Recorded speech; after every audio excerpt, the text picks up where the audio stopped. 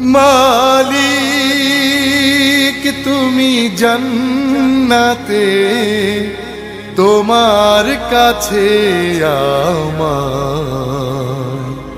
একটি ঘর বানিয়ে দিও, একটি ঘর বানিয়ে দিও। সে বিভীষিকাময় মহাদিনে তোমার প্রতিবেশী করে নিও। মালিক তুমি জান্নাতে, তোমার কাছে আমায় একটি ঘর বানিয়ে দিও,